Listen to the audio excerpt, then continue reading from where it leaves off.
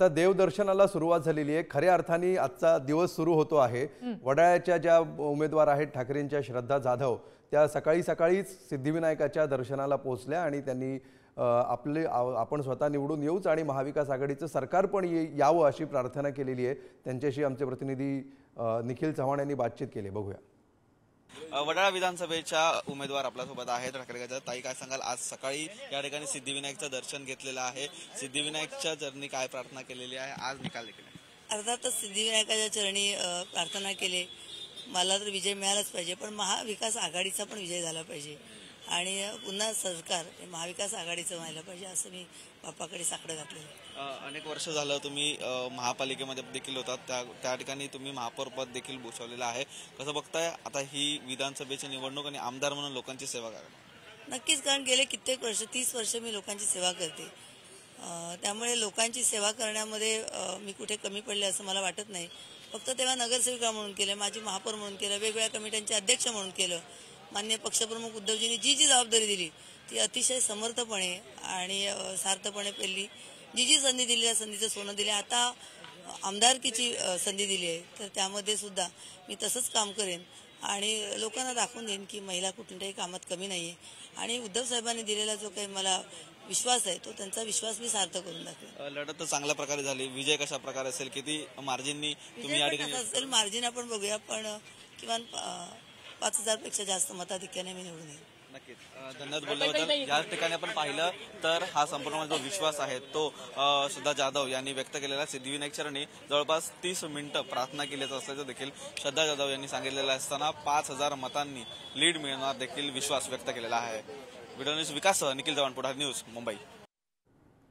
तर आपण बघितलं, देवदर्शन जसं उमेदवारांकडून सुरू झालेलं आहे तसं पक्षाच्या नेत्यांकडून सुद्धा आता विविध पद्धतीनं आजच्या विजयासाठीचं हे साकडं घातलं जात आहे।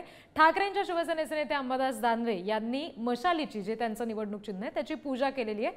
आपण ही दृश्य सध्या बघतोय। अंबादास दानवे आपल्याला दृश्यांमध्ये पाहायला मिळतात। त्यांचं ठाकरेंच्या शिवसेनेचं जे निवडणुकीचं चिन्ह आहे मशाल, त्याची पूजा अंबादास दानवे यांनी केली आहे। त्याची ही दृश्य आपण बघतोय। आजच्या या निकालाकडे सगळ्यांचं लक्ष आहे, सगळ्यांना उत्सुकता आहे आणि उमेदवारांकडून, पक्षाच्या नेत्यांकडून सुद्धा अशा पद्धतीनं हा विजयाचा विश्वास व्यक्त होतोय। साकडं घातलं जात आहे आजच्या विजयासाठी। अनेक अर्थांनी ही निवडणूक वेगळी। आतापर्यंत मागची कित्येक वर्ष दानवे हे धनुष्यबाणाची पूजा करत आलेले आहेत। पहिल्यांदाच त्यांच्या देवाऱ्यामध्ये या म्हणजे विधानसभेच्या अँगलनी विचार केला तर पहिल्यांदाच मशालीची पूजा विधानसभा निवडणुकीच्या निकाला दिवशी केली जाते आहे। आणि जी ज्याला आपण म्हणतो की लोकांनी सगळी तयारी केलेली असली तरी सुद्धा आणि पूर्ण सर्वांनी आपल्या काय म्हणतात त्याला की सर्व ताकदीनिशी निवडणुकीला सामोरे गेलेले असते, तरी सुद्धा शेवटी जी धाकधुकी असते, जी विद्यार्थ्यांना निकालाच्या दिवशी असते, तीच नेत्यांना सुद्धा त्यांच्या निकालाच्या दिवशी ही धाकधूक असते।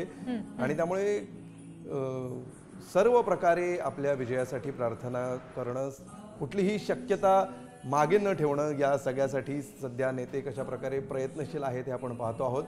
बऱ्याच दिवसांनी या सगळ्या नेत्यांची एकतर रात्रभर व्यवस्थित झोप झाली असणार आहे।